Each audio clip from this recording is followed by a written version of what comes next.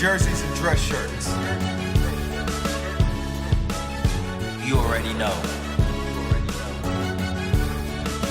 The mic is on, listeners. As we here, All-Star Weekend. Of course, Chucky in the building, Dale in the building. Just gonna recap how Media Day was for us. Let you start, Chuck, since you knew everybody. Yeah, Media Day was fun. Had a good time seeing some old faces that guys that I played against. It was just fun seeing those young guys too, because some of those guys I didn't realize, like Giannis. I didn't realize how tall he was. You know, you see him on TV with all those other tall cats, and he look average. But Giannis, I was impressed with Ben Simmons' size. Even like Bradley Beal, I thought Bradley Beal was shorter than what he was. You know, he's a legit 6'4". I thought they were hyping him up a little bit. Like I thought he might have been like a 6'2" cat, but he's a legit 6'4". But it was just good to see those guys, and it was just fun to see, like I said, a lot of the old reporters and stuff that was still doing it when I played. And that was like 15 years ago, and they still doing it. So it was just a great experience. It was nice to see some of y'all cats from when we were coming up. Now on the other side, interviewing the younger players. I got geek when you introduced me to Dennis Scott, because Orlando was my team. So I was like, I think I might have been more hyped to meet Dennis than anybody else, really. But I don't know if that's completely true now, Dale. What? You know who you got hyped to meet now? Chuck, let me tell you the story. Listen, we walking, right? Van Jones. We see him in front of us, right? Van Jones. Listen, this was Dale. Hey, Van! Hey, Van! Can I get a second? All right. Yeah, I did get hyped from Van. Van gave us a few minutes as well. Good. Listeners can get to see my interaction with Van as well. But I did get a little hype from Van. He definitely fanned out. He was down to earth. He's cool, dude. He told me next time that I got to ask him to interview him before I actually started asking questions. So he kind of humbled me a little bit, but he was a good. So he did one of these numbers too. He gave you one of them. Yeah. It was crazy to see all of them in one place. Up close and personal. Most of them were down to earth. Shook hands with a lot of the young guys, and just to know that they respect what they're doing and the people around them, and just their fans and the media, and they were answering the questions and being pretty honest and candid. So it was nice. Now, did you have a favorite? Wade, hands down. Wade, yeah. Did you have a favorite? It was my first time being that close to LBJ, so I will say I fanned out a little bit. Okay. Well, my favorite was Damian Lillard. I didn't even get a chance out. I stood over there and listened to him talk, and one of the questions was, with the rap game today, who would you say if your game was modeled after a rapper? Who would your game be modeled after? And he said J. Cole. Okay, he said, you might want a certain look and a certain sound, but J. Cole give it to you raw. So Dame was my guy. He got a little bit. He putting them bars down too himself. Yeah. Probably one of the best rap athletes, I think. Yeah. To ever come, I think. Yeah, I think Shaq was nice when he first started. Shaq was nice. Shaq had a nice flow. He was on with the Fooshnickens, which a lot of y'all young people don't know about. The Fooshnickens, he was down with them. He made a song with Biggie. Break that down. What? Fooshnickens. What is that? You know about Fooshnickens, right? You gotta be a little older though. All y'all young cats don't know nothing about that. I'm old school. So, but yeah, he did a song with Biggie. Yeah, I remember that one. Can't Stop the Rain. Yeah, it was a classic. So, Any grudges or anything? Some older guys you saw from back in the day maybe fouled you too hard or anything? You're like, man, I still remember that foul?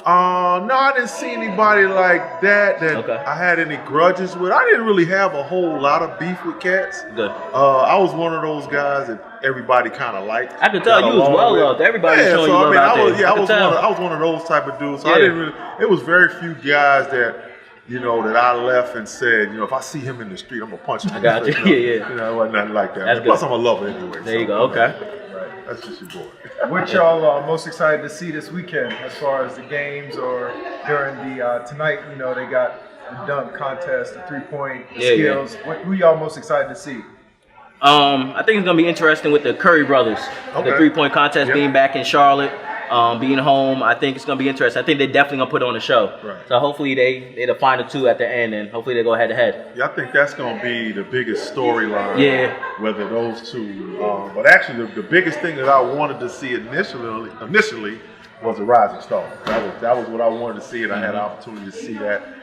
Just seeing all those young dudes and seeing the future of the NBA stars was what I wanted to see, and I got to see that last night. Of them, who do you think performed the best last night? I'm a big Jason Tatum fan. I know Kyle Kuzma got the MVP, but I'm a big Jason Tatum fan. I thought Tatum should have been the first pick. Right. I think if Boston trades Tatum in any way to New Orleans, I think Boston is absolutely out of their mind. I agree. Because I think Tatum is the next guy that could be a star, a bona fide star in this league. So if I'm Boston, I wouldn't trade him. I mean, I like Anthony Davis and all that, but no way I'm moving Tatum. No way. Yeah. I was surprised. I thought Luka was gonna do a little bit more last night.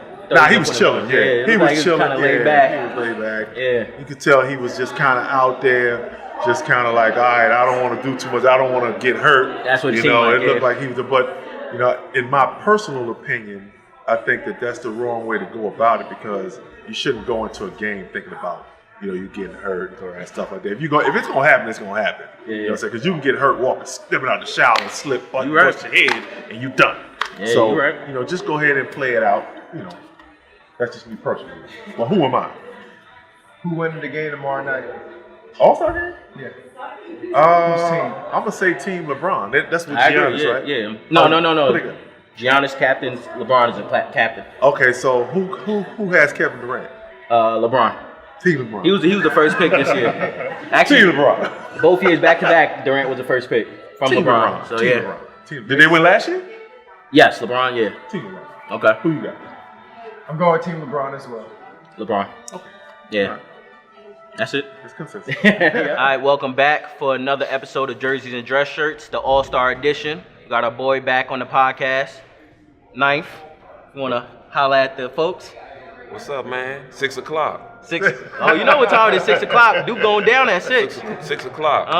NC State fans over here. No disrespect to the No NC disrespect. State legend right here.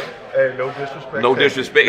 Maybe if he was out there, him and Corciani and them, it'd be a different ball game. Oh yeah, man. Rodney Monroe, Fire and Ice, this guy. Okay. My boy, Feg and Thompson, they might be different.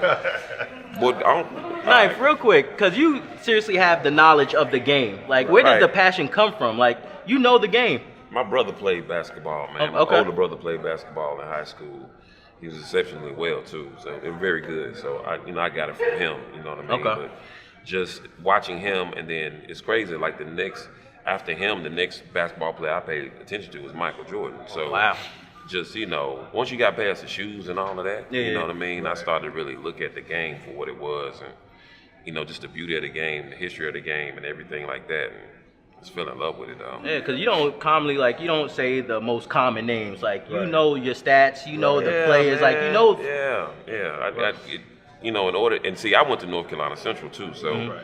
When we used to argue sports in the dorm, Gotcha. You couldn't just get out there and say anything. Yeah. And that kind of made me understand stats, and you got to know stuff. I'm dealing with upperclassmen and new stats and players and all of that. You got to come right in the conversation. You got to come right in the conversation. I got you. Yeah, that's the problem with today's cats. They see the outside and don't study the backgrounds. That's with anything. Like I don't care if we're talking about T-shirts. Yeah, that's right. They just talk just to talk. You know what I mean? Just like to hear themselves. Just like to talk, but it's always good to know facts, man. Right. People just repeat what they see on TV. You hear what they say on ESPN, just regurgitate the same thing. Yeah, you're right. 100%. So how's your All-Star weekend been going so far? It's been going good, man. I brought my daughter down. She plays basketball. She plays point guard. Dope, okay. So this has been an exciting thing for her. She probably loves ball more than me. Oh, wow. She was, woke me this morning talking about, even last night, asking me, can she go shoot around somewhere? And I'm like, you an all-star, man. That's true passion, okay. How we figure this out? We're going to figure this out. Right. So, we know Rhapsody was in the celebrity game. Yeah, so how was that? That was dope, man. Just to see how far we've come as a label, how far she's come as an artist. That's right. And to be home. And what's crazy, when they started select celebrity All-Star game players, she was the first person they picked. Oh, dope. Which, First pick. So, Number one draft pick. Yeah. That's dope. So that's dope. So it was good to see, man. Very good. good to see. Yeah, I also saw that recently y'all partnered up with JBL Audio as well. You did with Kimba. Yeah, exactly. That was dope. It was like a nice North Carolina vibe going. Yeah, JBL is doing a thing around with different players. They did one with Giannis. Too. But they called us up, and I did the beat for it. She rhymed over it, and it was about Kimba and the city. And it was dope, man. That's cool. Yeah, it was really dope. What's up, man? That's good stuff. That's good. It's nice to see North Carolinians, linking up. And making strong stuff. That's what's up. Yeah, man. Yeah, especially honestly with J. Cole, with everything he got going on this year. I think North Carolina honestly is like getting big name this year. Like 2019, I think North Carolina gonna be on the map heavy. Yeah, I think so, man. It's like somebody always told me, is that is North Carolina on the map? It's like, it's always been on every map we've ever been printed. You know what I mean? But I think the most important thing about North Carolina that we need to start stressing to is that we have cities within. You know what I mean? And Charlotte is much as different of a city from Winston-Salem to Greensboro to High Point to Durham to Raleigh to Fayetteville and Wilmington. So I like to say North Carolina, but I also like to give each city their own culture as well. I think that's important. Yeah, because each city does have like a different vibe. Like you go to Wilmington, it's totally different from Charlotte. Raleigh and Charlotte are totally different. Yeah, Raleigh and Durham is 20 miles apart and totally different. You're right. Totally different. So I think it's important not, always. I like to say North Carolina, but I don't like to couple us all together at the same time. Because we don't do that with Atlanta. Atlanta ain't like Valdosta and Athens and Augusta and Stone Mountain. And same thing with Chicago and Illinois. Same thing with, Los Angeles is different from Oakland. So we need to do that's right. the same way. You know what I mean? Every city, okay.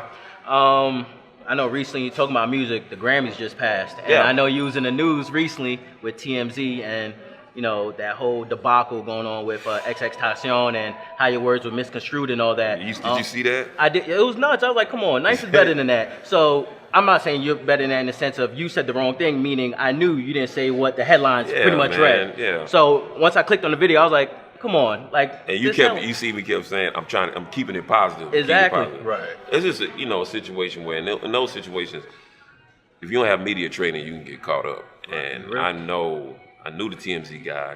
This is the same guy. He's in the airport every time, waiting by baggage claim. Yeah, they catch, because that's his thing. They catch him coming through. LAX is like LAX, JFK, LaGuardia, and Atlanta. Stay in those airports long enough. You'll see everything. It's a red carpet. Yeah. So I've been seeing him over the past 8-9 months, and I was like, man. Nah. And he asked me everything from what's going on with Kanye to this, and I kept saying, no. So we're on the way home this time. It's like 9 in the morning, and he stopped and asked me about, and I didn't know they didn't show XXX. They didn't show Craig Mack either. Oh, wow. Good point. Wow. Okay. So, but I didn't know that. I didn't know it. He's like, man, they didn't show XXX. I'm like, nah, that's messed up. He's like, you want to say anything about it? I was like, all right, man. We standing right. I got bags in my hand. We trying to go in. So he asked me about it, and I just, I was like, man, they should show the kid. And I know he had some like legal trouble or whatever, saying that it's domestic violence, and I totally understand that. But if we start researching everybody they put up on that screen, you're right. It's no telling. Everybody got a pass. Everybody has a pass. You're right. It's just the fact that our past is brought to life so fast with social media and everything. Right. So, still that kid lost his life. Nobody deserves to lose their life that way. Staying on the Grammys, how you felt about Drake's little speech he gave? I mean, he told the truth. You know what I mean? It's not, I don't know if the Grammys is too happy about it. But he told the truth. You know what I mean? He told what he felt. He said, and I think it was inspirational. He could have took his speech any other way. He could have been like, shouts to me, we did it, 6, the 6 or whatever. But he took it to, this is not as important as everybody making it out to be, which is dope. And I always say that. I always say we put the importance behind whatever award show it is. Right. Just because it has a name behind it, the people got to watch, the people got to tune. You know what I mean? If we don't buy into it, honestly, they won't have that same clout, honestly. That's when anything, man. A lot of people, when we talk about people that feel like that, some people feel like there's people that's on that's not talented. Right.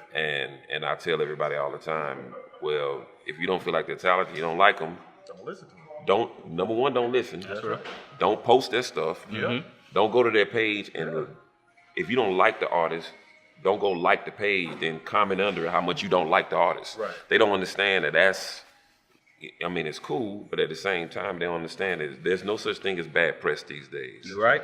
You know what I mean? We're saying R. Kelly's name more than we said his name in the past 5 years because of, he had a special or whatever. And he's getting what's coming to him. But I mean, if you want somebody to go away, just don't say their name. Just don't say their name. Yep. It's that simple. Yep. Now, have you ever done anything with R. Kelly, like music-wise? The only thing I've ever done with him is crazy. Is when I chopped up a woman's threat for Jay-Z for Threat. Oh, gotcha. Okay, yeah. I got you. I got the 9 on me. Stop right. And he gave. That was what 16 years ago now. Gotcha. And he gave me the sample. He said, "Man, I'm doing a song called Threat, and I want you to use a woman's threat by R. Kelly." Oh, so he requested it. He requested the sample. Oh, and wow, I was okay. like, all right, cool. And that was my breakthrough in mainstream and whatnot. Real quick, was this before the beef with him and R. Kelly, or after? This was before. Okay. And what was crazy about that is, after that they did Best of Both Worlds, right? So on the Best of Both Worlds tour, they were on tour together, and then they started beefing. Yeah.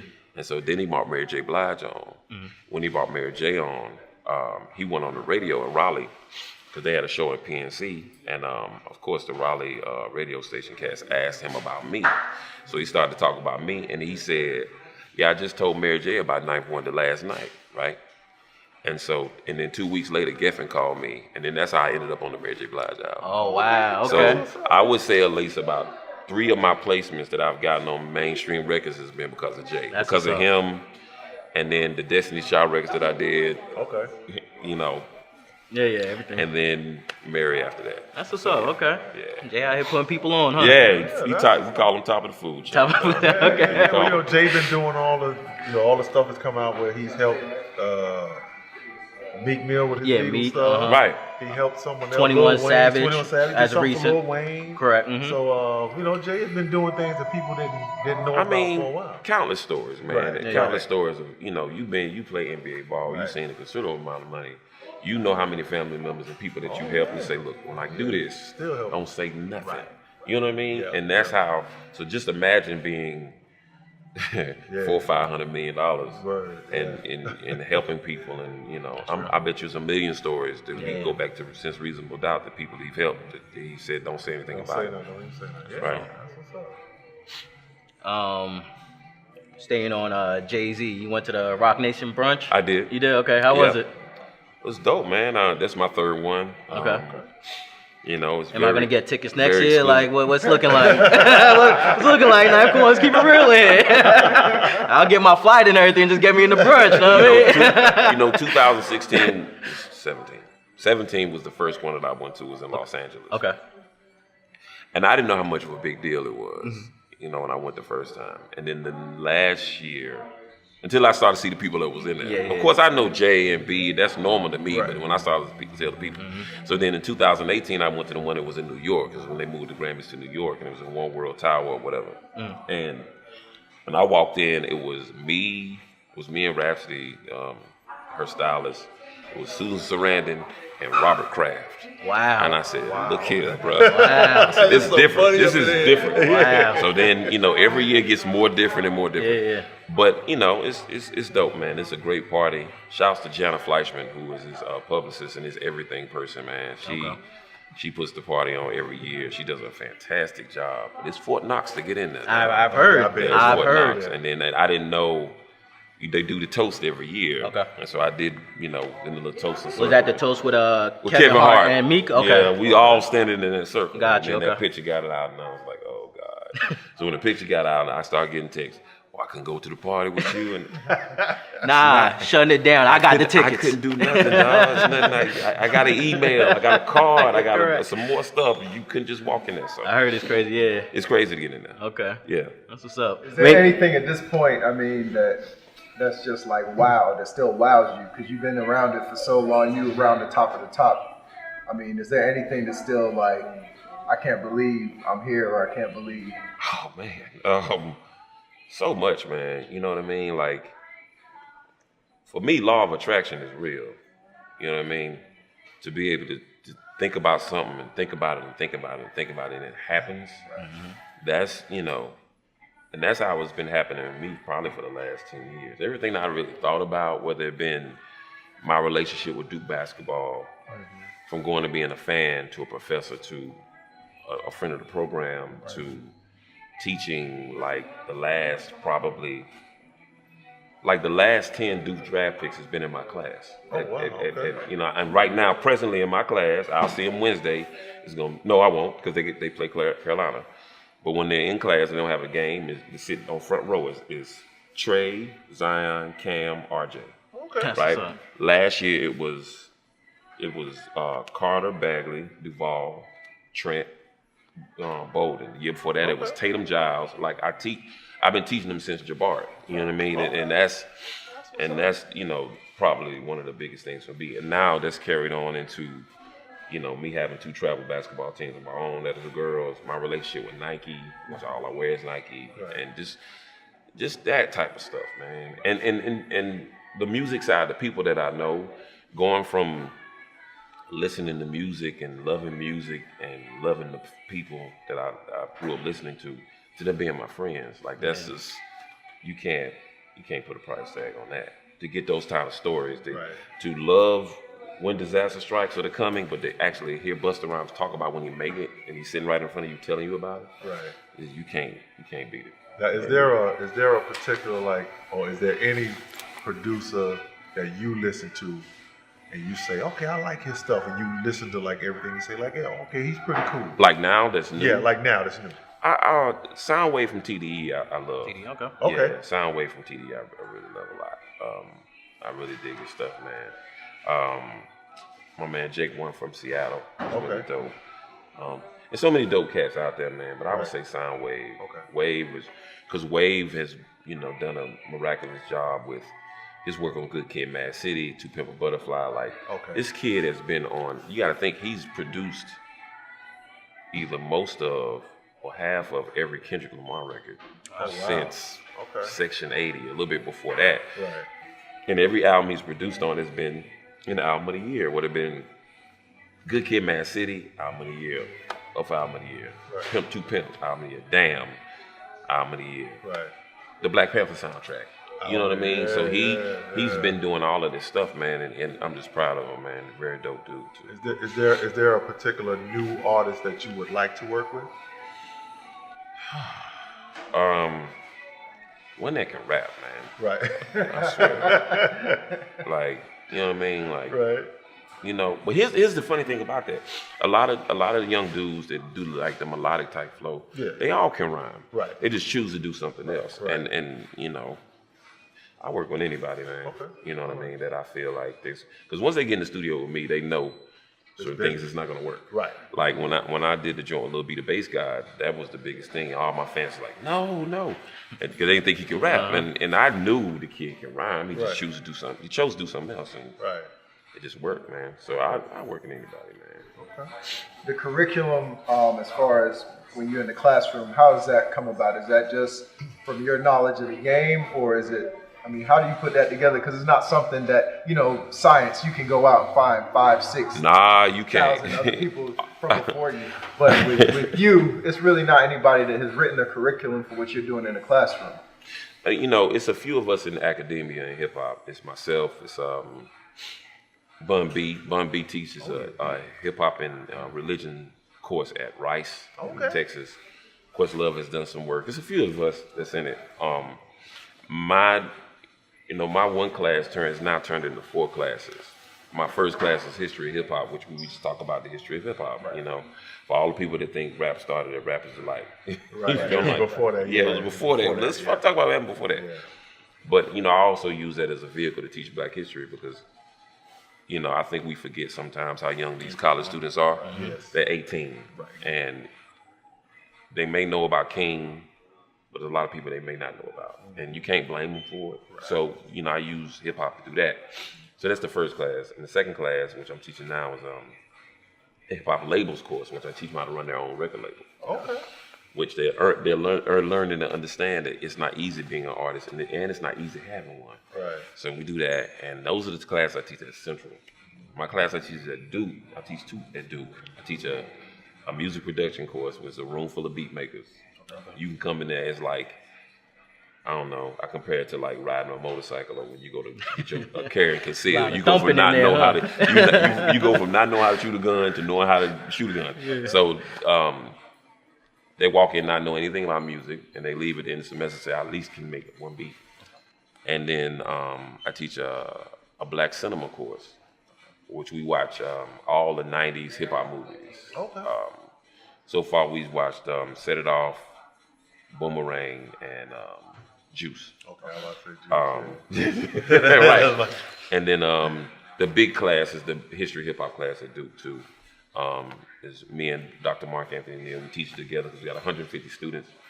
And yeah, it's... Are the classes mostly people that look like us, or you guys are bringing it to those who aren't traditionally... Well, Essential is all us. Right. Of course. Right, yeah. For the most part. But at Duke, it's, it's about 60%. The class is 60% white. But, Duke is, 45% minority. What I mean minority is Asians, people from the Middle East, from Africa, So class can be white, but at the same time, class can be part Asian, part, whatever. And it's, I don't think now it's a situation that whether they're black or white, they're all young. Right. So they know nothing. Right. You know what I mean? You get a blank slate. I get a blank slate. Unless their parents put them on, most of the time, but most of the time they come in there knowing nothing. All right, Ninth. So before you walk out, obviously, we all know your sneaker game is on another level. Always got something fresh. It's all right. Come on, you gonna be humble? It's all right. Come on. It's all right. But we just want you to kind of speak on some of the, I guess, your favorite kicks, what you enjoyed, and we'll go into the bag and then kind of touch on the special kicks that's in here. Okay, cool. All right, let's see what we got. You know what I'm saying? Let's see. Open up the Shrine bag. Oh, these are 270s. These 270s, man. And my man E. Jones can attest to this right here.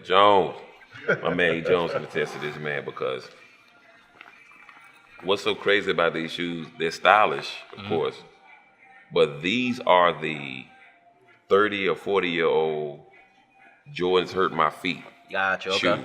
Shoes. So I got to wear something else. So we leaving the orthopedics alone, yeah. We got these. You're right. Gotcha, these okay. are the ones that's like, I don't want to wear no orthopedic, no Rockports. I got you, okay. I don't want to wear that. But these Air Jordans they putting out, although they look good. Yeah. I never, when women wear heels, they're stylish, and then at the end of the night they say, "Well, my feet hurt." Men will say, "Why you wearing them then?" Yeah. That's why I get why, because you gotta wear the Jordans, you gotta wear them, but at the end of the night, he's like, "Man, I'm just ready to take these joints off." Gotcha. So these have become like the 30 or 40-year-old my feet hurt shoe. And look like that cushion is kind of thick too. It is. Yeah. I'm telling you, man. These are it. Like these, they feel real good, man. They come in all type of colors, man. What's your favorite colorway? I like the all black ones, man. They got so many colors though. Yeah. I got some all lime green ones of these. But everything is lime green and the swoosh is black. Is that like a Ninth exclusive? No. Oh, okay. Hey, don't say. I know you got some exclusives now. No, I got a few things, but I'm just saying. Okay. But yeah, these are dope. All right, cool. Yeah. All right, let's look at sneaker number 2. You ready? Yeah, I'm ready, all man. Right. Sneaker number 2. Let's open up the Shrine bag. Number 2. Yeah, see, this is what I'm saying. These are shoes that hurt. However, this is the infrared 6. So let's have a conversation about these shoes. They put them out a couple months ago, or years ago, whatever. And the Nike Air wasn't on the back. Okay, so if you got the ones with the Jumpman on the back, re-up, because it's not.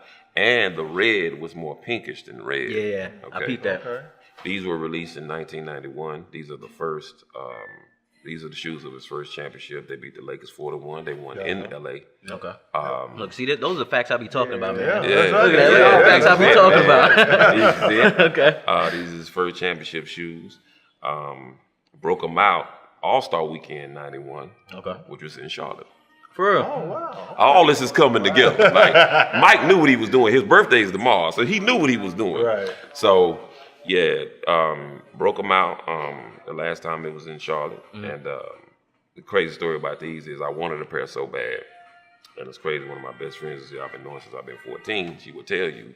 I always see it with you too. Yeah, she'll tell you, my mom used to check me out of school to get Jordan.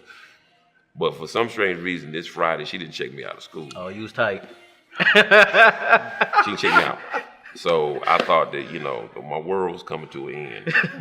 So the All-Star game comes on, and he got him on. Oh, you was extra mad.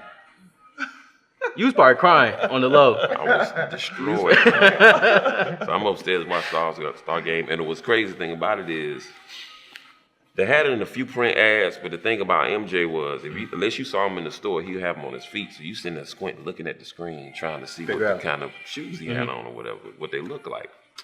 And so I'm upstairs watching him in my room, and my mama peeks her head around the corner, and she said, "What you doing?" I said, "I'm watching the game." She said, "What you watching?" I said, "I'm watching the All-Star game. I'm trying to see the shoes Mike got on, MJ got on, Michael Jordan got on, because he got on the new Jordans." She said, "MJ ain't got nothing on me," and stuck her foot out and had these on. But they were mine, though. Okay. They were mine.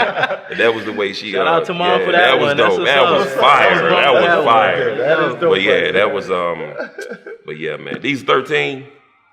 Yeah, it was 13. I'm finna buy these. You gonna ring these up? Okay. I'm going around the city collecting these. These are my favorite ones. Just got another purchase. Yeah, these are my favorite Jordans, man. By far. The Sixers. Yeah, the Sixers. Okay. Yeah. All right. So yeah, man. Well, once again, Ninth, we appreciate you coming through. JDS Podcast, jerseys and dress shirts. Once again, this is the All-Star edition. My brother. Next time y'all gonna see them, they're gonna be on ESPN. Hey, we green screen. Moving on up. Moving on up. All right, man. But I appreciate it. Thank you, brother. Peace.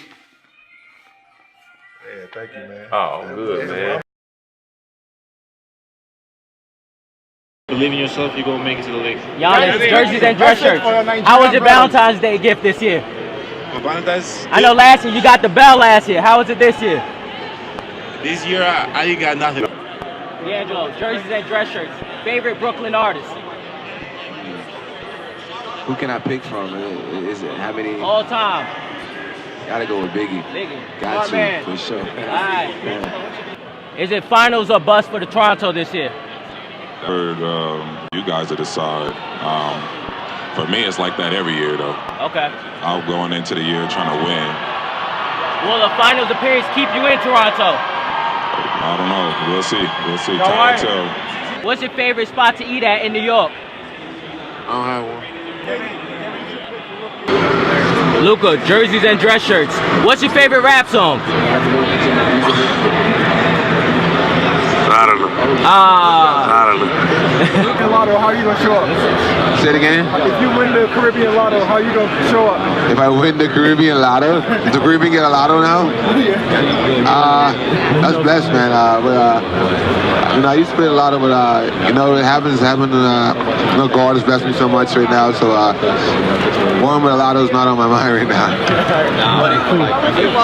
Do you consider yourself the fastest guard in the league now? Definitely consider myself the fastest guard. Yeah. So, Jersey and Dress Shirt Podcast here with Van Jones. How do you feel about athletes and how they're interjecting themselves into what's going on in politics and the world today? I'm so proud of these young athletes. You know, it used to be the exception. You had maybe one Kareem Abdul-Jabbar. You had, one Muhammad Ali. You now have a whole generation of athletes that care enough to speak out, to risk their platforms. They're not forgetting the neighborhoods they came from, and they realize they got the power. Right. I mean, how many people can do what a Steph Curry can do or what a LeBron James can do on the planet? And they realize that makes them the most valuable player in the movement, not just on the court. How big do you think that settlement was yesterday with Kaepernick? Huge. I mean, I don't know how much it was, but I know Cap is not going to take a small settlement for a big offense. Exactly. He's not going to take a small amount of money for a huge assault against our community. So, look, he stood his ground. Now, to me, until they put that ball back in his hand, the fight's not over, but I'm proud of Kaepernick. Exactly. Thank you so much for your time. Yeah, thank you. All right. How does your Duke team matches up with the current Duke team? How does your Duke team matches up with the current Duke team? I mean, that's tough. I mean, my Duke team was really good. We didn't live up to the expectations. We had a lot of injuries.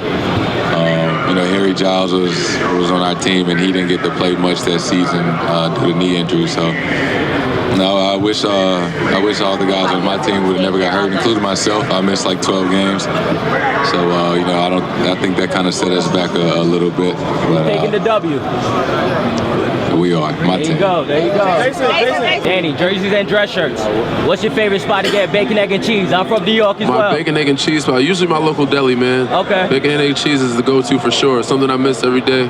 It's the first thing I get when I go home. That Long Island. and beef patty with cheese on cocoa bread. No. Yeah. Danny.